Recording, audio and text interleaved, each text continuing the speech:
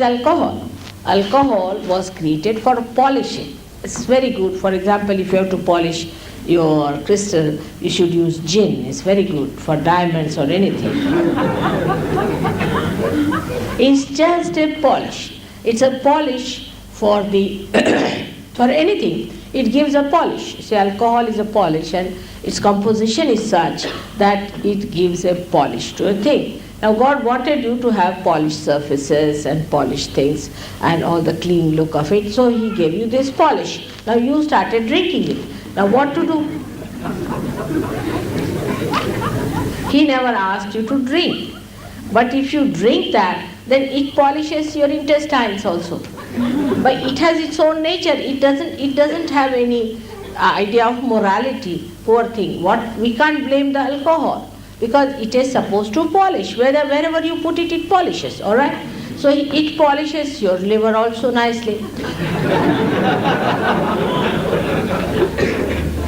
And when the liver is nicely polished, then what happens? That the heat from the liver, which is for the expulsion from the body, it has to pass into the bloodstream, cannot, because there's a barrier. And because of that barrier, poor liver does not know what to do. It just goes on accumulating all the heat within it, and that's how your liver goes out of circulation of anything.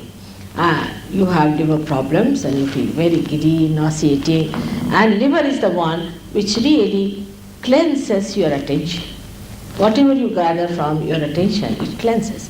So you become horrid. You are all the time angry, hot-tempered, you bark at people all the time.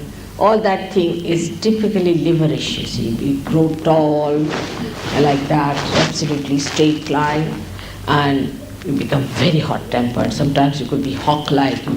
People will be afraid of going nearer such a person, because such a person can be very dry personality. And that's why you'll find drunkard people, if they are over-drunk, you go near them, they'll just beat you for nothing at all. It sometimes happens that by chance, if you go and ask some drunkard that was the time in the night, you will have it. So, because it spoils your awareness. And in that awareness, a nice man also could be like that. But of course, there could be a case where a person might become better. That is also another thing that can happen when you get possessed by this left side movement, because alcohol reduces your awareness, and you go to the left side, movement to the left side may give you a feeling, oh, I'm very much better now, and sort of you get happy because your ego is subsided and everything is all right, and I'm really morbid now, I cannot hit anyone, and let me have a little bit and sleep off. But next day, there's a hangover, and you feel so horrible with it that you don't know what to do. It's something. Then again you want to have it in the night, because you want to again go to the same realm into the left side. Now this left side realm apparently shows that there is reduction in the weight of the ego, but it does not. It wobbles. What happens that you go to the superego on the left hand side, you see there, and the ego then thinks that it has gone down because the superego increases in size.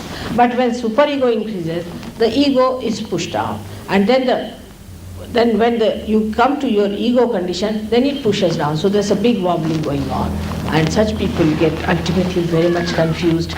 They might end up in a lunatic asylum. I don't know what they do, but when they are even sane, you can find they lose the grip over life. For example, such people can become very frivolous and cannot feel the joy of life without drinking.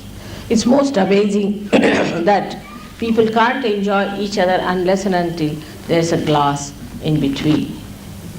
Human beings are so beautiful, and they have the capacity to enjoy each other so much. They are the only ones who are blessed more than anybody else. But if there's a glass all the time in between, then they can just bark at each other. They cannot enjoy each other. The enjoyment should be complete when there's nothing in between. Now this is what I was telling you, this Nabhi Chakra. This Nabhi Chakra gets ruined also when we take to alcohols or serious things like that, drugs, and even I've seen certain medicines can spoil this.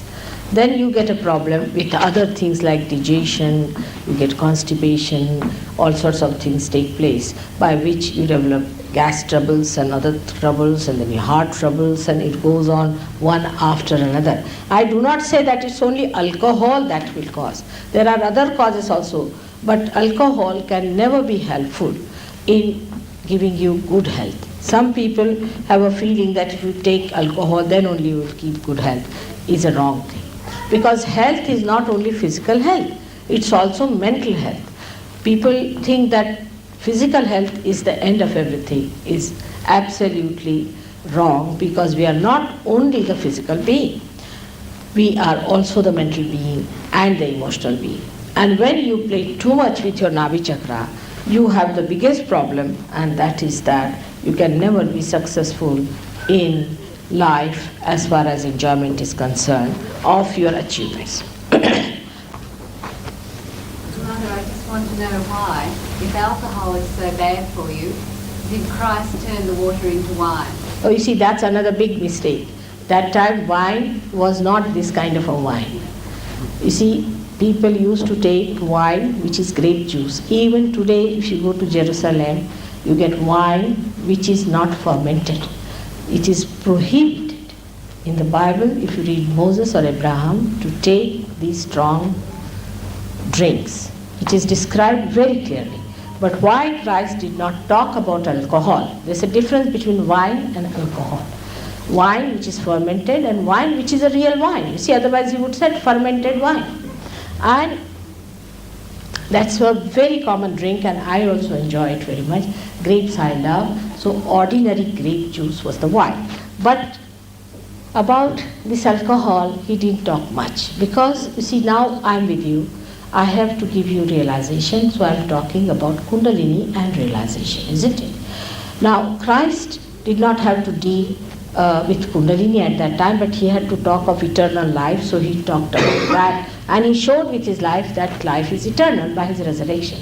Now, Abraham and Moses, all these primordial masters are concerned with your attention and with your sustenance, so all of them, whether it was Muhammad or anyone, have talked against alcohol. You see, whatever was their job was to look after the sustenance of the stomach. And we can see clearly that how can anybody who is of Christ quality give you wine to drink, which goes against your awareness? Is impossible.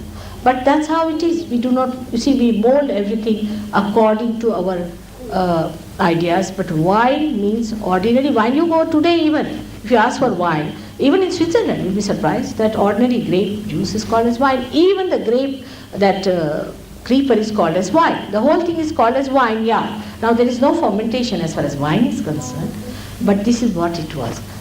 All right?